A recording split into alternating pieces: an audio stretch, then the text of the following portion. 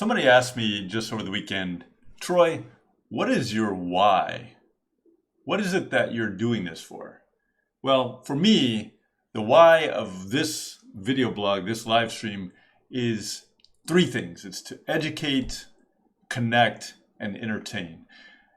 Educate in the sense that we're going to give you information and update you on developments, both in business, regulation, and legislation, and legal developments, and also to connect. So connect you with this type of information, connect you with people, connect you with what you need to do to succeed in this business, and then to entertain. I mean, this is a live stream, right? We're doing this on purpose, live, so that we can make whatever mistakes we make, we can have fun, but it has that live feel. And I love to laugh. I love to have a good time every day. I'm a serious lawyer, but a big part of living, in my view, is to smile and enjoy life. I love my job. I feel like I'm on a vacation. I just love every moment of every day. And so that's another part of it, is to entertain. So to educate, connect, and entertain. That's what my why is, at least for this live stream. Let me ask you, what is your why? Today we're going to talk about business. We're going to talk about builder sentiment. And we're going to talk a little bit about the legislative developments, the HEROES Act, which got passed in the House just this past Friday. We're going to give you a little bit of information there. I'll also talk about a few other developments. We'll talk soon.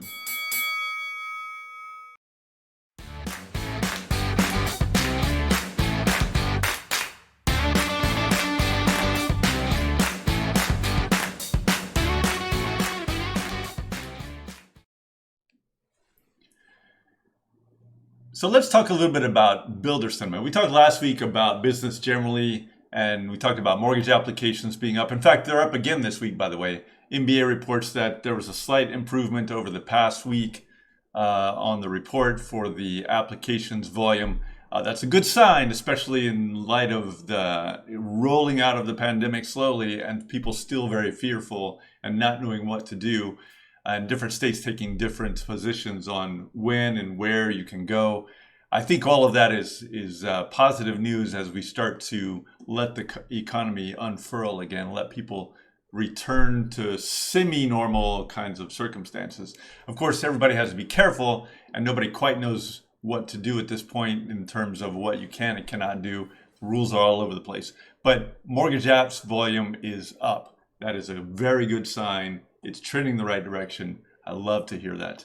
But the MBA and Wells puts out, NAHB and Wells puts out a home builder sentiment index, and some good news here, some bad news just recently, but I think again we're starting to improve a little bit. And I'm going to read you these numbers a little bit. I'm gonna focus on specific numbers, because what this measures is NAHB goes out to its members. By the way, NAHB, fantastic organization. If you don't know it, if you don't follow it, you should. It represents, its members are all of the major home builders in the United States. So it goes out periodically and asks its members for what they're seeing currently and what they anticipate the next 6 months, and they come up with this composite index. So just listening to these numbers, the numbers here for the present and next 6 months sentiment from the members of NAHB, a record 76 in December. So this past December, the sentiment was, so 0 is the bottom, 100 is the top, and record numbers of 76 on that sentiment scale back in December. Then going into March, still pretty strong. This is March. It's the beginning of buying season. We had record volume in mortgage. We had record volume in sales. Generally throughout, it was a super strong market, not enough supply, and people are feeling real good about the supply and how new home sales are going. So it's 72, a number of 72 was the sentiment in March. But then it plummeted. It dropped the most in history, down from 72 to 30, with 50 being the middle line. And so it dropped from 72 to 30. And then in this past month, for the month of May, the sentiment was back up a little bit, up to 37. And so it's trending back up. We still have a long way to go to get back into the 70s, like we had just before this pandemic and the shutdown of the economy. But it's definitely trending the right direction. And so I think that's something that you should be thinking about. If you're in the mortgage business, if you're a lender, you should be partnering up, because I know there's a lot of refis going on right now. But I also know that the health of this economy long term and the health of your business long term is always going to be purchase money. There's the influx of volume, and we actually hear this, that the rates are at record lows. We'll never see this again in our lifetimes. But we just keep hearing that because time and again, the rates get great and we have a refi boom, but those don't typically last very long. And so if you're out there, if you're focused on purchase money mortgages, then you will definitely, long term, you'll keep your company in good hands and in good growth. Okay, so let's talk about a little bit of a legislative and regulatory update. As many people know, over the past weekend, well, on Friday, the House passed the HEROES Act. And now there are a lot of people in the Senate who are saying that this is going to be dead on arrival. And so that this is, I think the NBA views it as, NBA put it as sort of a good starting point for what could be a wonderful package that gets help and relief to people that need it in light of the downturn that's resulted from this pandemic and the shutdown of many businesses. So the NBA is hopeful. The NBA, I think, and many people in this industry are thinking that this is going to be, ultimately it's going to be a good thing, and that something will get passed that is acceptable to everyone that's involved. And we certainly hope that as well. So a couple of things, there's a lot of criticism, of course, about the act. But again, I really do view this as kind of a starting point. And we'll see where this goes. As you know, there's a lot of posturing. There has to be on both sides. This is an election year too, so it makes it more complicated for lots of different reasons. But I'll tell you a couple of things that the NBA specifically says. Take a look here. NBA, by the way, NBA, if you're not a member, you should join. You should follow their site. They have lots of good information. Here's the NBA. It's talking about, some of the things that they really need in this HEROES Act or whatever act gets passed, whatever next stimulus is some help on the liquidity front. So, the liquidity is a real problem, especially in connection with the forbearance requirements and the record numbers of people that are in forbearance in excess of 3 million just was the last report.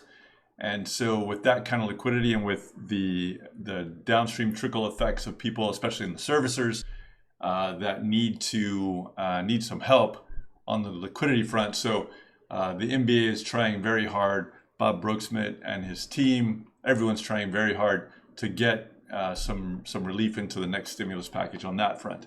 Early forbearance relief, as you know, there are still concerns about whether somebody's going to be able to sell loans to their investors if somebody calls up and asks for forbearance. And even though there's been some relief in that sense, there's still a real problem and lots of confusion out there, which is part of the reason we have this live stream, in fact, right? Is to educate, to get information out to you. And so there's still a lot of confusion and borrowers who are confused, owners who are confused, investors who are confused. And so the need to get some sort of relief in that, in connection with those early forbearances, is pretty critical, and the NBA is pushing really hard for that. There's also in connection with the question of renters and tenants. There are a number of different states in particular, but even at the national level, there's some movement in the sense of trying to have some protections for renters. The problem, of course, is that if you just did a moratorium, as the state of Texas has done, in fact, in its court system just a rule that came out from the Supreme Court of Texas saying we're just not going to have eviction proceedings for a period. So if you start cramming down protections like that, it has this whole downstream unintended consequence, trickle effect, that what happens is if the renter can't pay his rent and the owner is not receiving the rent, the owner still may have to be paying the mortgage. How is that going to work out? How does cash flow work?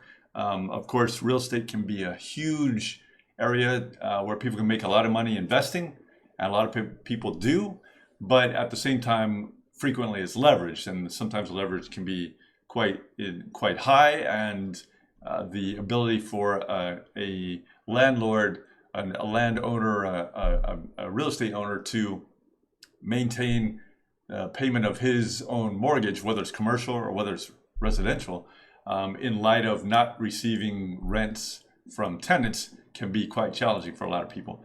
And so that can have a snowball effect as people, as the monies dry up and people cannot pay. So there needs to be some relief there, and the MBA is focused very heavily on that as well.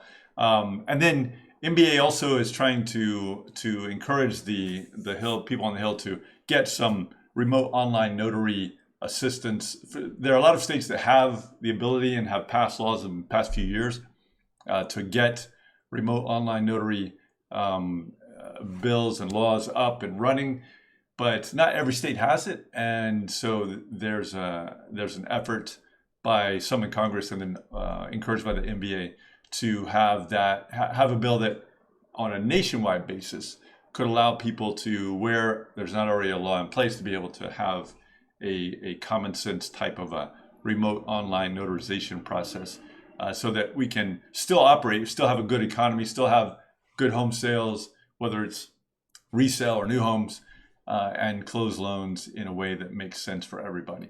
So that's on the legislative front. Nobody knows where this is going to go, but I would encourage you stick close to MA, the Mortgage Action Alliance.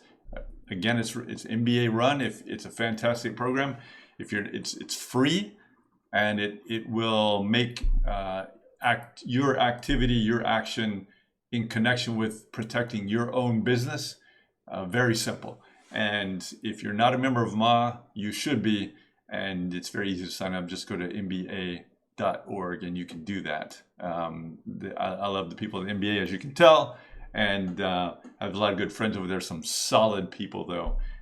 Even if they weren't friends, I would encourage you to go there. Just amazing people. And by the way, there's a couple of events coming up. There's a State of the Industry. MBA is holding a State of the Industry live virtual conference later this week. Actually, it's tomorrow. Now that I think about it, if you haven't signed up, you should. They're going to have Mark Calabria of FHFA, Brian Montgomery from HUD.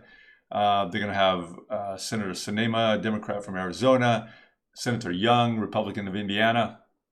So many more speakers, and should give you some good information there that can help you out, help you figure out what direction, what trend the industry might be going in, so you can run your business successfully and safely and protect your people. And then MBA is also going to do, it's moved its Legal Issues Regulatory Compliance Conference, which it normally has every year around this time. It has moved that to a virtual platform. And so that will be not this week, but next. And they will have a 2-day conference. It's been slimmed down a little bit to 2 days, but still a good conference, and definitely one that you should check out. Be a lot of good information there. We are at the live stream here, the Mortgage Banking live stream on Wednesday. We run these at 11 a.m. on Mondays and Wednesdays. And on Wednesday, we have our interviews. We have people that we bring on, and we talk to them about things of interest. Well, this Wednesday, a very special guest. I know you're not going to want to miss that. Sergeant James from the Houston Police Department. He's a first responder, and we're going to ask him some questions about what it's like to manage a team of first responders and in a big metropolis like the city of Houston. And we're very excited to have him on, and he's not from industry, and I think that's important to get some information from people in the field, and also to give tribute and thanks to our people, our first responders. So he's going to be on 11 a.m. on Wednesday, and we're looking forward to that and very excited about it. And as you know, we have these happy half hours, which is a little social circle, really of CEO, C-suite type people that get together around happy half hour theme, and we have a little circle of people that get together and talk about an issue or more, and just whatever comes to mind. Is very casual. This week, and those are on Thursdays at 5 p.m. This week, we're going to have the theme is going to be fair lending and forbearances, and the questions that surround fair lending and the servicing areas and forbearances in particular, because at this time there are some, as I mentioned earlier, in excess of 3 million people in forbearance, and really are some thorny issues that I don't think anybody really knows the answer to. So we're going to talk to some people. We're going to have a good group that will have some conversations around those topics, and that is again on Thursday. If you want to join, my contact information is down below, and you just give me a call, send me a text, shoot me an email, and we can get you included in that. It's a relatively small gathering, so it's first come first serve. We only have like 6 to 8 people at these things. We don't want a huge group. It gets unwieldy and people can't talk. So I think that just let me know, and we have a couple of spots remaining at the moment, but those go pretty quickly. So hats off to the people at the MBA, and hats off to the first responders out there. Thank you so much. And to my many friends, I'm getting lots of great comments, getting lots of great feedback on this live stream, and I'm glad you like it. I'm having a great time doing it. Again, it's educate, connect, and entertain. That's what we're trying to do. I am Troy Garris. If you think that we are providing a real service and you think we earn it, go ahead and hit that subscribe button down below and subscribe, and that'll let you know when we add content here, and keep you first in line. I wish you a wonderful week. I wish you best of business, and we will see you again on Wednesday with Sergeant James, a first responder. You have a great week. I'm Troy Garris, and that is the law.